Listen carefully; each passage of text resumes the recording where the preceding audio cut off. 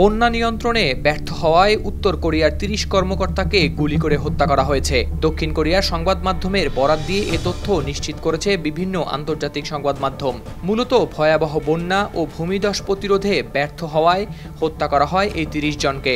দক্ষিণ কোরিয়ার চোসুন টিভির প্রতিবেদনে বলা হয়েছে, উত্তর কোরিয়ার সম্প্রতি এক ভয়াবহ বন্যায় অন্তত ১,০০০ মানুষ মারা যায়। উত্তর কোরিয়ার এক কর্মকর্তার বরাত দিয়ে চোসুন টিভি জানিয়েছে, এ ঘটনার পর এই নজিরবিহীন ক্ষতির সঙ্গে সংশ্লিষ্ট কর্মকর্তাদের কঠোর শাস্তি দেওয়ার নির্দেশ দেন দেশটির প্রেসিডেন্ট কিম জং উন।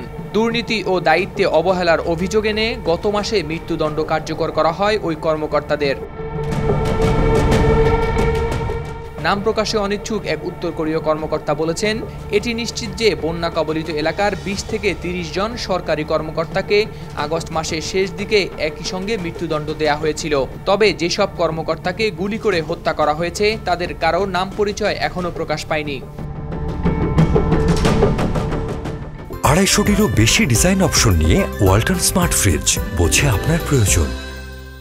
উত্তর কোরিয়ার রাষ্ট্রায়ত্ত সংবাদ সংস্থা central Korean news agency KCNA জানিয়েছে, ওই ঘটনায় শাস্তি পাওয়াদের মধ্যে একজন কাং বং হুন। তিনি ২০১৯ সাল থেকে ছিলেন চাগাং প্রদেশের প্রাদেশিক পার্টির কমিটির সেক্রেটারির দায়িত্বে।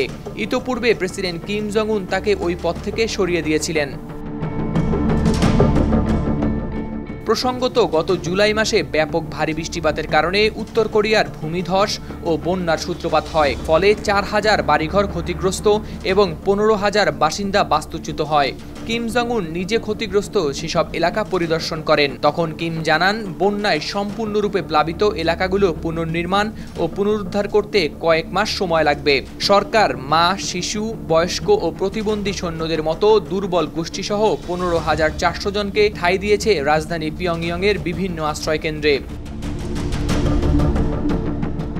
এদিকে ক্ষয়ক্ষতির বিষয়টি স্বীকার করলেও উত্তর কোরিয়ার প্রেসিডেন্ট বন্যায় ব্যাপক প্রাণহানির খবর অস্বীকার করে দাবিগুলোকে মিথ্যা গুজব বলে উড়িয়ে দিয়েছেন। তিনি উত্তর কোরিয়ার আন্তর্জাতিক খ্যাতি নষ্ট করার জন্য পরিকল্পিত নোংরা প্রচারণার অংশ হিসেবে এই গুজব ছড়ানোর জন্য দক্ষিণ কোরিয়াকে অভিযুক্ত করেছেন।